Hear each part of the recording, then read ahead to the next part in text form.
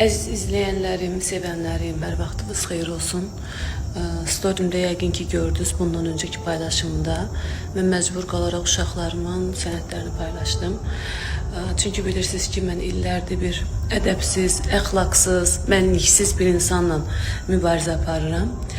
Ona görə də paylaşdım, sübut olsun. Bəlkə səslərini kəsələr, mənim uşaqlarımla, mənim evladlarımla əl çəkilər. Çünki onlar körpədirlər, onların heç bir günahı yoxdur. Ola bilərdi, bəlkə onların sənəti də olmazdı.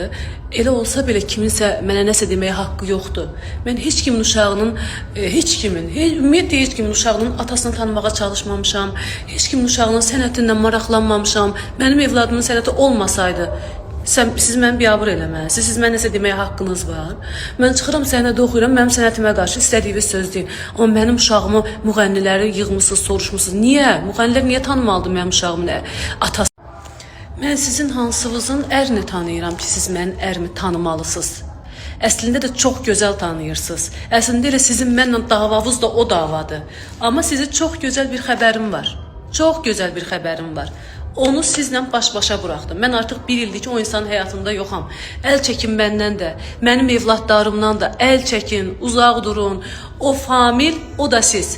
Bəli, sənətdə də bir şeyi nəzərinizə çatdırım ki, Famil bəyin əsl adı Veysdir və elə bu söz söhbətlərə görə, bu ədəbsiz, əxlaqsız qadınları məni onların ayağına verdiyinə görə mən bir ildə o insandan ayrılmışam. İnsan olaraq çox böyük hörmətim var.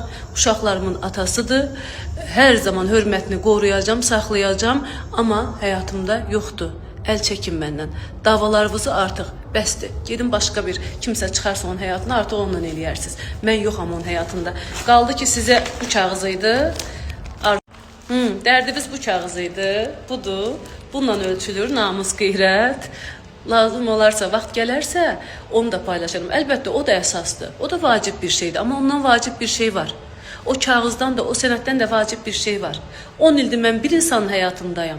Və 10 ildir mən sizi tanıyıram. 10 dənə adam da tanıyıram sizin həyatınızda. Siz də məni yalnız bir insanla vurursunuz. Yalnız bir insanla.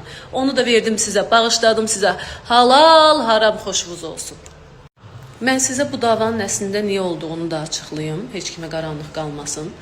Deməli, Şəmkirli bəyəfəndi pandemiya vaxtında, əslində çox adam bilir bu mövzunu, amma yenə də deyim, siz də biləsiniz. Şəmkirli bəyəfəndi bu xanıma zəng vurur, xanım da demək olarsa, insanlıqdan çıxmış insana zəng vurur, deyir ki, gəl Şəmkirə. Və bunu nəyəsiz Şəmkirə çağırır. O da deyir ki, gələrəm 5000 ver, gəlim. O da deyir ki 5000 cəma sən 500 manat verir. Mən sənə niyə 5000 verirəm? Bu söhbətdə hamamda olur. Hamamda da bir neçə adam qrupla, nəysə ki kişilər qrupla bu insanı yığıbmış. O da deyib, pazar olub, deyib Vəfaya bəs sən 500 minlər xərcləyirsən, mənə 5000-i qıymadın. O da deyib ki sən özü Vəfa ilə bir tutursan, Vəfa mənim uşaqlarımla asıdır, onu bu mövzuya qatma. Onun adını sən ağzına ala bilməzsən. Bunların davası, qırğını bununla başlayıb. Sonra canlı açdı. Canlıda dedi ki, Şəbnəmlə Vəfa bir-birlərini öldürürlər o kişinin üstündə. Amma o kişi başqa bir qadına da əslində patladı. Mənim də o vaxtlar sevən vaxtlarımdır, normaldır, qısqanıram, inanmıram, belə bir şey olar. Düşündüm ki, bəlkə yalandır. Zəng vurdum həmin xanıma. Dedim ki, bəs nə olar, deyin də mənə düzünü. Kimə olubdu bu zəng, kimə patxod eləyib? Dedi ki, bəs mənə dedi ki, sənə 50 min verirəm, gəl Şəmkirə, gizli maşında səni gətirəcəm, heç kimin xəbəri olmayacaq. Ortada sən var idin, ona görə yox dedim. 50 minə yox deyib.